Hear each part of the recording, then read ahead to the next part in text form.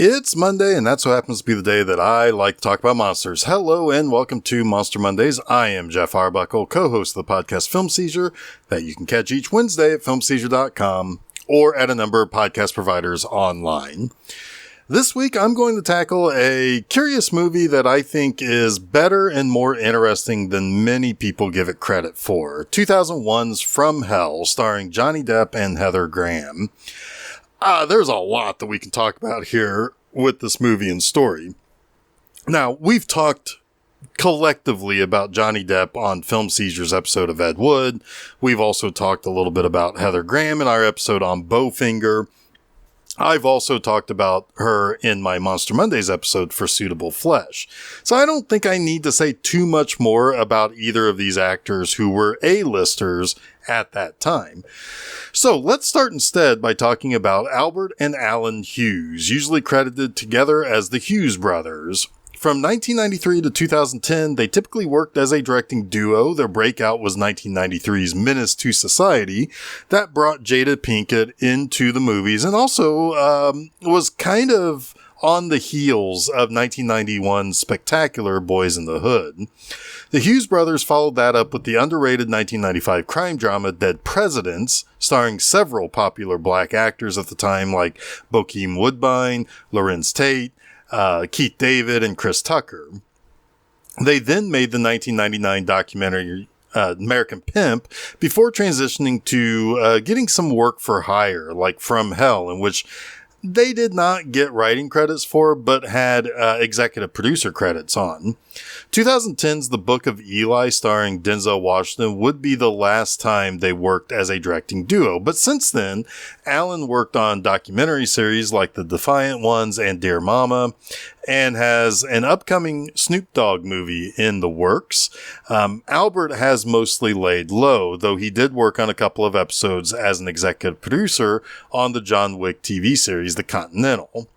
And if I'm being honest, I was quite surprised that the Hughes brothers were tapped to direct this movie. Sure, it has the crime and mystery and thriller elements there, but a 19th century British legend of a series of murders feels a little outside what you would have expected from their earlier work. But I think they do a pretty good job, though, and they have a great cast to work with. But let's talk about what this story is. Now, From Hell is based on a long-running serial graphic novel by Alan Moore and Eddie Campbell.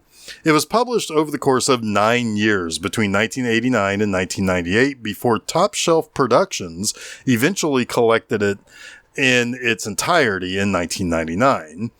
What this is speculative fiction about Jack the Ripper and the murders in the Whitechapel district of London in the late Victorian era.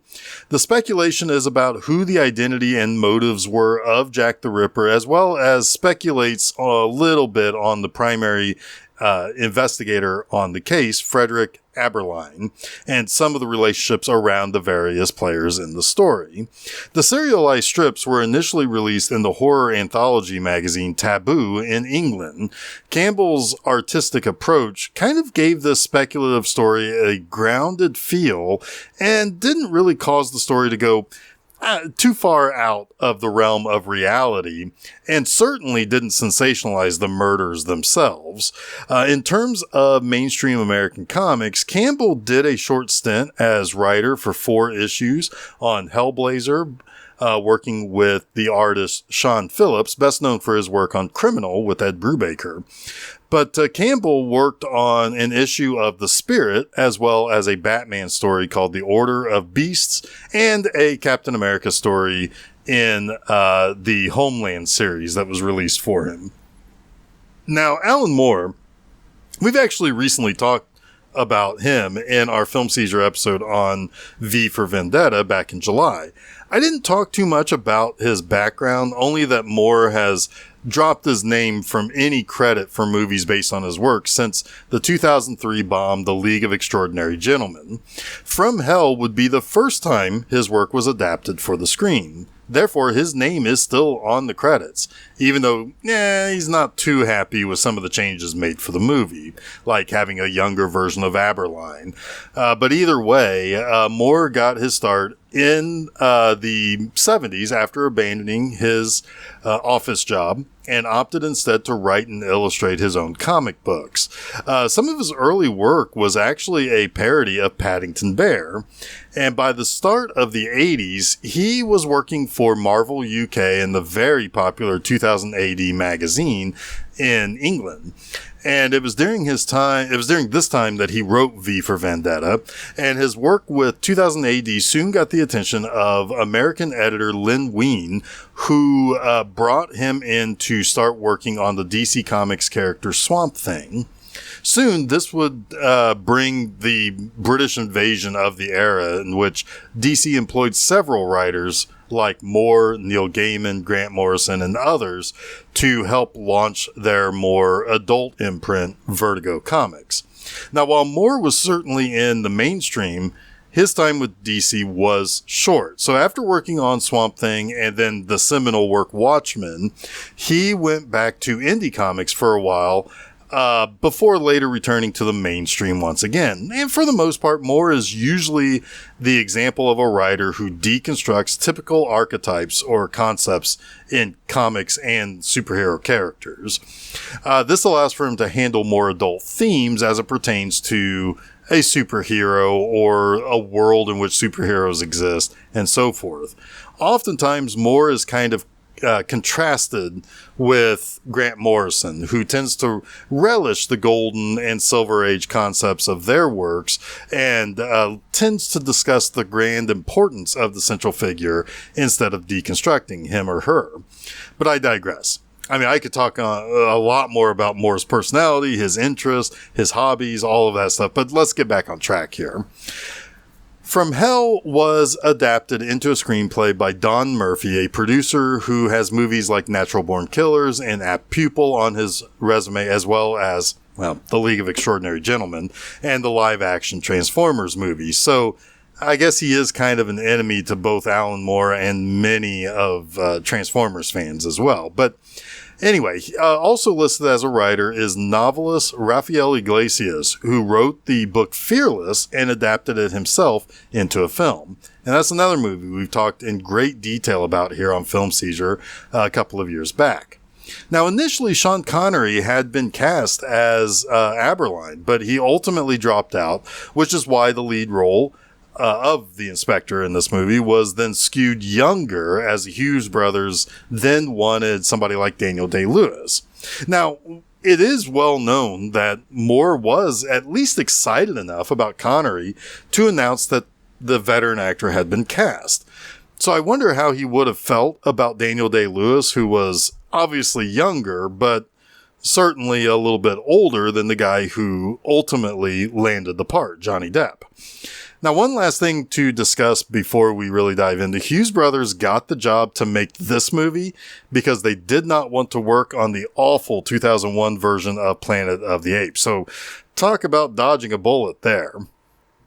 All right, so our movie opens in 1888 in London's Whitechapel district, which is the home to lower-class Londoners who go to bars, get drunk, gamble, they cavort with the many prostitutes.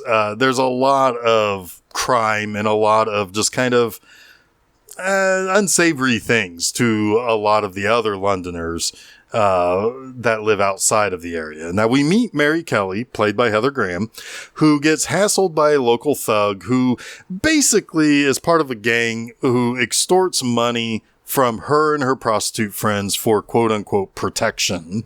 Her friends are Polly, Martha, Liz, Annie, and Kate.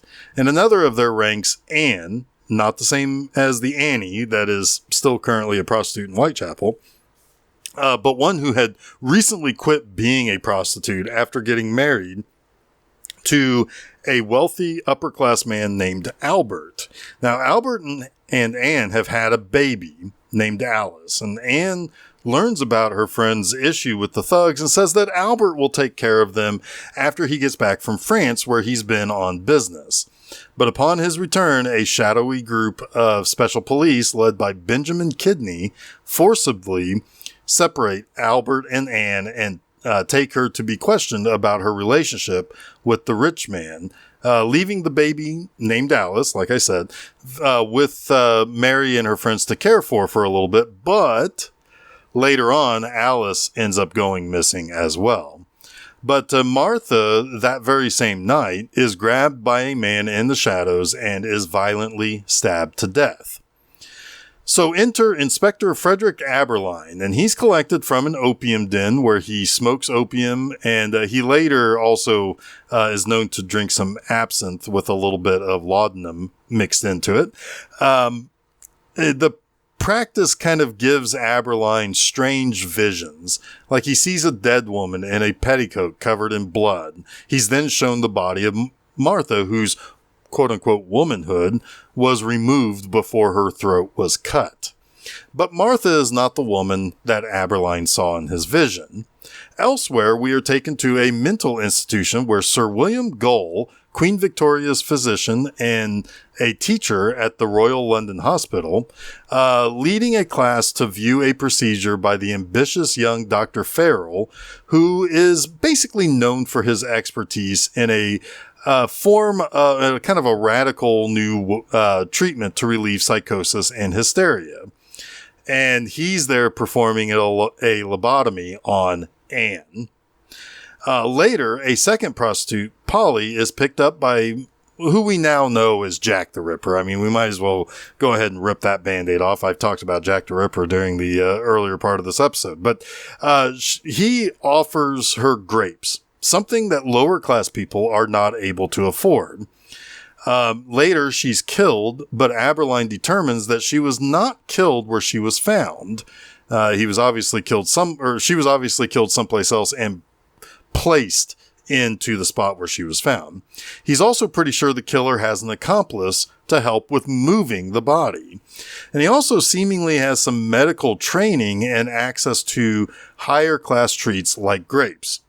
Now, Aberline's superior, who's this kind of, stuffy old British guy, he doesn't believe that an Englishman could have possibly have done this. He blames one of the Indians traveling with the Wild Bill Hickok show that came to London from America. Now, after all, no British man, and certainly no educated man, could do such violent acts. And then Aberline is asked if perhaps maybe one of the Jews that live in Whitechapel could have also done this. He is basically trying to deflect to as many different types of people as he possibly can, but basically unable to trust the judgment of his superior, Aberline tries to act quickly to stop this from creating too much of a panic. The more panic on the streets, the harder it's going to be for him to do his job. And he and his partner, Peter Godley, played by the always great Robbie Coltrane, they briefly interview the girls at Polly's funeral. Now, they think the cops should be going straight to McQueen, the lead thug that has been troubling them for protection money. But Annie talks to Mary about something that Mary witnessed herself, the cleanliness of the last men to pick Martha and Polly up before they died. They couldn't have been criminals, so probably not McQueen and his ilk are committing these murders. Mary thinks that they really should go talk to Aberline. I mean, he seems pretty on the straight and up and up, but the others aren't so keen on the idea, opting instead to maybe go to the press with their story to get a little bit of easy money. Now, elsewhere, Jack prepares for another night of killing by revealing to us not his identity, but his certain taste in things. He eats steak that is really raw to the point where it doesn't look like it doesn't look hardly cooked at all. He also has taste in macabre art depicting various medical oddities, and his extensive medical kit that has a Freemason logo on it. His driver picks Annie up and tells her that he's been looking for her to take to his employer, a refined gentleman. And he then entices her with grapes. Now, her body is the next one discovered, but this time Jack has removed the intestines and left them as part of a series of items that have been placed around Annie's body that Aberline basically figures out is in the form of a pentagram. And Aberline begins to believe that this isn't murders for profit or lust or anything like that. These are ritual murders. Now, Aberline begins seeking out a surgeon to discuss the case to understand the motives and the various techniques behind the Ripper case. Initially, Aberline approaches Dr. Farrell, who just wants to blame Jews and foreigners for the murders. So instead, Aberline talks to Sir William Gull, who explains he once was a surgeon until he had a debilitating seizure, which in real life, Sir William Gull did have a stroke that happened some months before the start of this movie that caused him to lose the use of his right hand. And Aberline explains the victims all had their throats cut first to prevent them from screaming, and the knife used is a large and quite scary one. But the offer of grapes and a drink laced with something like laudanum would have likely dulled their usual concerns to distrust the man that had picked them up. And Gull says that the women's throats were cut in a way that shows that the killer had to be right-handed. The depths of the cuts, it was likely the Ripper was actually carrying an amputation kit, not just a regular medical bag. He then tells Aberline to be on the lookout for a man with a very serious understanding of anatomy and surgical technique. Now, at some point later, Queen Victoria meets with Gull to discuss Prince Albert, her grandson, and the malady that he has, which is he's dying of syphilis. And he's starting to show some signs of the disease, like a pretty bad tremble in his right hand, and he's also starting to decline mentally and emotionally. He also rides around in a coach driven by the same coachman that Jack the Ripper uses. And he also still walks the streets where prostitutes roam. And I assume that he is looking for Anne, who he was separated from. When Aberline learns about Benjamin Kidney having hauled off Albert and Anne, he learns about where Anne has been kept. And with Mary, they learn about Anne's lobotomy. And Anne babbles on about baby Alice's father being a prince. But all Mary knew about him was that his name was Albert and that he was an artist. So Aberline and Mary, as they kind of continue to investigate this together, start to grow close. And he takes her to a museum where he shows her a portrait of Prince Albert. Now, naturally, Mary recognizes him as Anne's husband. After all, she had posed nude for hours for Albert to paint her in one of his pieces. But later, he provides Anne and the remaining girls safety in two ways. He arrests the thugs bothering them to hold them for at least a few days to kind of take that concern off their plate. And he also gives her money to help them get a room to stay off the streets while he tries to catch the murderer. And Aberline goes to see Sir William, who reveals that Albert does indeed have syphilis. And Aberline thinks that explains who Jack the Ripper's identity could be. He's crazed. He's got some sort of revenge boner for Anne's prostitute friends. But Gull says that he can't be Jack the Ripper. Yes, his mental and emotional state would kind of line up with somebody who would do these types of murders. But he has the tremor in his right hand that makes it impossible to have a steady control over the instruments. Oh, and he also knows very little to nothing about anatomy. And at a Freemason initiation for Dr. Farrell, Aberline's superior, along with a couple of other members like Kidney, seem to be talking about how close Aberline is and how surprising it is that he's this intelligent. And they also fear that Gull might be spilling secrets about their shenanigans to Aberline. Now, another possible suspect uncovered by Aberline is Benjamin Kidney, the secret police guy. He assisted in surgeries during his time in the army. And when his partner, Godley, questions why he would do this, Aberline says that these women all bore witness to Anne and Albert's marriage and the subsequent birth of Alice, a legitimate heir to the throne. He's silencing them by killing them, which also scares them, which, all of that starts to basically compound. Now, meanwhile, Liz is the next victim of Jack the Ripper while being held by the coachman who attempted to get out of assisting the killer any further earlier. But Jack said that there had to still be 3 more murders to complete. Now, this time, the murder happened out kind of in the open, in an alleyway, and Jack's typical modus operandi is unfinished because someone approached. And Aberline suspects that he will not be satisfied by the work he did on Liz. And sure enough, Jack finds Kate and kills her, mutilating her as per his usual act. And this happened while Aberline gets accosted by members of the secret police telling him to ignore the old man's words about the killer. And Aberline and his superior argue again over the case, resulting in Aberline being suspended from duty. Now, Mary is indeed the final girl remaining of the original group. However, she is saddled currently with a new girl, Ada, a girl from Brussels who came to London and was a friend of Liz. Now, meanwhile, Aberline does his homework on the Freemasons, and he talks to Sir William Gull about how he knows Jack the Ripper is part of the Freemasons and killing what he thinks would be traitors. And he deduced that Sir William is Jack the Ripper and that he is quite insane. Sir William sees himself as righteous in all of his acts. He tells Aberline that men will look back on what he did and say that he gave birth to the 20th century. And Aberline, he's not having any of this. He pulls his gun and tells Sir William that he's not going to live to see the 20th century.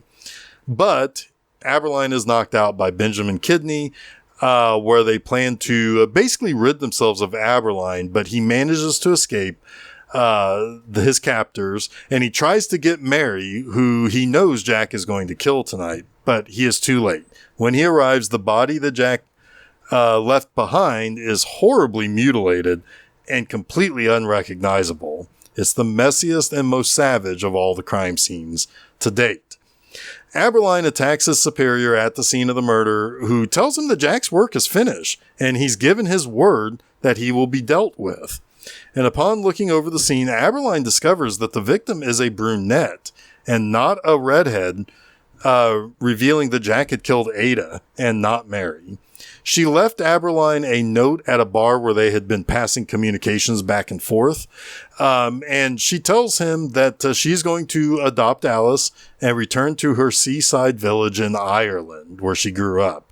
And knowing that he's going to be watched by the Freemasons, he is not able to follow her there. And speaking of, the Queen is pretty bothered by Sir William's use of ghastly rituals to remove threats to the throne. So the Freemasons decide not to turn Sir William over to the police for fear of the conspiracy being revealed. So they decide to lobotomize Sir William instead, who swears right up to the point in which he gets the treatment done to him that he was right to do what he did. Aberline is later found dead by Godley after having one last vision of a happy Mary living by the sea with a now slightly older Alice. All right, so let's get to the 3 things I like about From Hell. First, Johnny Depp. While maybe not appropriately cast as Aberline, he's really quite good in this. He plays the inspector smartly while also kind of grounded.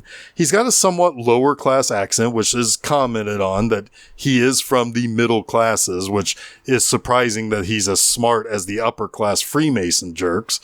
So that kind of makes him more approachable when it comes to his investigations and his ability to connect with Mary in particular. And he's also looked down upon when he talks to Farrell. He's specifically asked if he thinks that he belongs in this room full of educated doctors.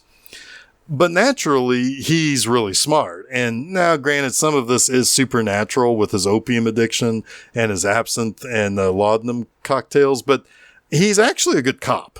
Depp also plays very well off of Robbie Coltrane, who is the more classically seen as that kind of mildly upper class. He's very educated. He quotes books. He's very poetic in some of the things that he says.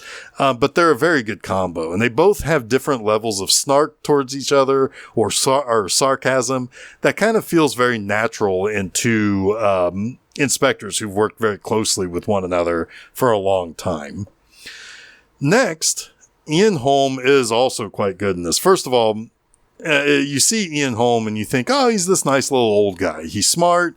He seems to respect Aberline, which you do find out later that that's probably to kind of gloat a little bit about what he's done. But Holm is a very good actor, especially for characters who will have range. I mean, for most of the movie, he's kind of this kindly old guy who can help our hero. But as the movie carries on and the more that he interacts with Aberline, he starts to subtly change into someone who is revealing a lot of information, almost like I said, he's kind of gloating on his deeds, like he wants somebody to know what he's done. And that turns him into a pretty scary dude. Then, as you start to really understand that he is massively deranged and is this kind of true believer that what he is doing is somehow holy or righteous, or that he's the only one in the Freemasons to speak to the quote-unquote great architect. And you start to realize this guy is an animalistic monster who has knowledge to dissect a person in what I'm sure he thinks is an artful manner. It's a good turn for Holm and exactly the role you cast a guy like that for.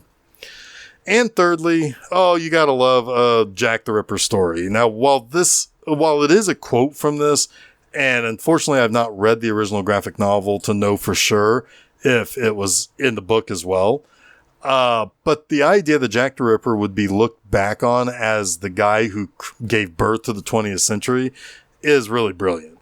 The story of this guy who committed these Whitechapel murders is notable for a lot of reasons. One, while I'm positive it was not the first story of a serial killer, it is the first to gain a lot of press and create a significant amount of buzz, attention, and worry among the residents of that area of London.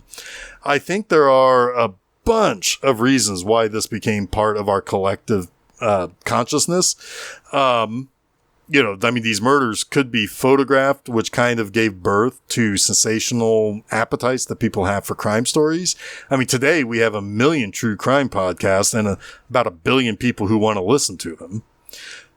2, Jack the Ripper's crimes are very curious. These were murders that took part in a section of a city that was known for being low class with almost no formal education among the citizens. I mean, sure, there were clever people, but certainly no book smarts as it would pertain to how to disembowel a woman with some precision, or knowledge of what would have been pulled out of the victims.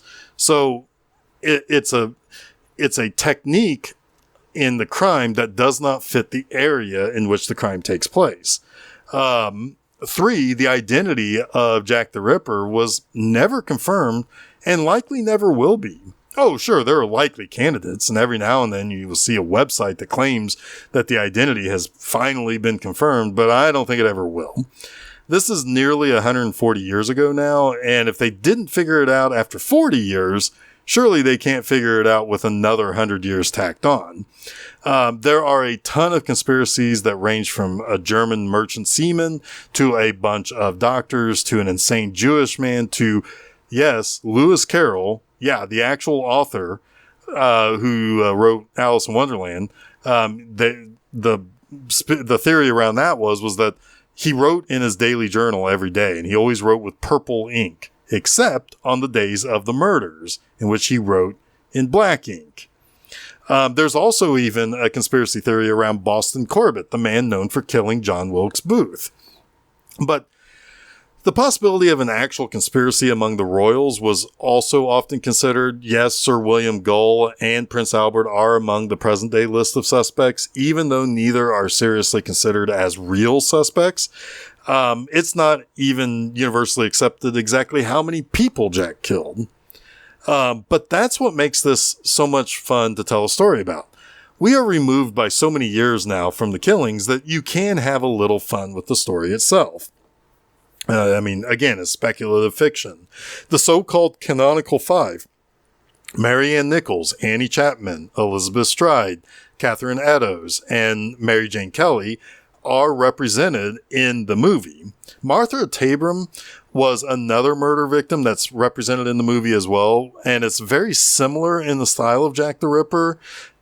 So the police linked her death to Jack, but it's not entirely conclusive that she was among the provable and obvious murders that he committed. But still, you can make them the primary focus of the plot and expand on their characters by making them friends, and there being something that connects them all together aside from occupation.